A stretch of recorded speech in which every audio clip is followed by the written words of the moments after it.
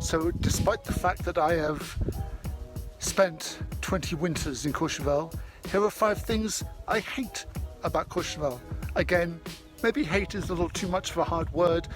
5 things I dislike greatly about Courchevel. Enjoy. Number 1.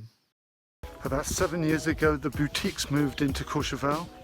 They basically bought out bars and restaurants, turned Courchevel in 1850 into what I would describe as a balanced resort, into something that was not so balanced. Diplomatically, that's the easiest way of putting it. I did a video last winter about them. If you want to see, I think the link will be up there. Nothing against them personally.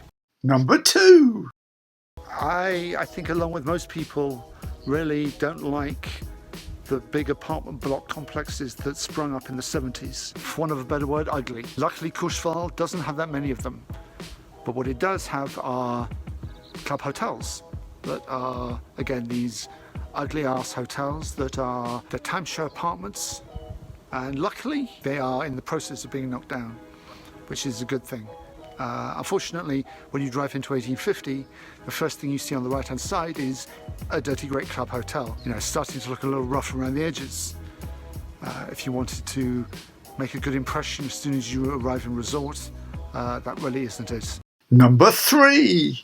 I'll tell you what a chalet hotel is in its simplest terms. A chalet hotel is almost as it says it is. It's a hotel that is now run like a chalet. The hotel owner has leased it out to a tour operator who runs the place like a chalet. Usually not the swankiest of hotels. The hot water is hot and they're usually positioned in the middle of town, and they were, in my time, incredibly popular. Over time, they have all been knocked down. They've all been knocked down, and 4 5-star hotels have been built in their place. I think in 1990, in about the year 2000, I could count about 10. I think at the moment there were about 3.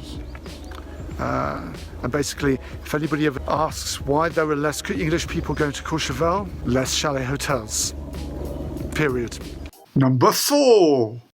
Or rather, the lack of après-ski. Bit of a contentious one here. I'm sure lots of people will go, oh, there's loads of après-ski in Courchevel. No. I'm talking about, my definition of après-ski is somewhere on the piste that you still wearing ski boots, and you basically, after you finished, you then ski down the hill. It's never had good après-ski, and I mean the best après-ski that I think Courchevel could boast it, or the English, was like the Jump Bar or like Calico. But both of those, they're in resorts. I know it is technically après-ski, but it's not what I call après-ski. I hate to say it, but you look at things like Folie Douce, the Rond-Point, things like that. Courchevel just doesn't have that whole after-skiing thing, for want of a better word. Number 5. I live in the middle of town. One of the hardest things in the winter is parking. My street outside my apartment is like the nearest free parking to the centre of town. To show you how bad it is, literally, as soon as I get in my car, as soon as I start walking towards my car, a passing car will stop and like gesture, are you moving? Can I get in there? Which I think just shows how bad the situation is.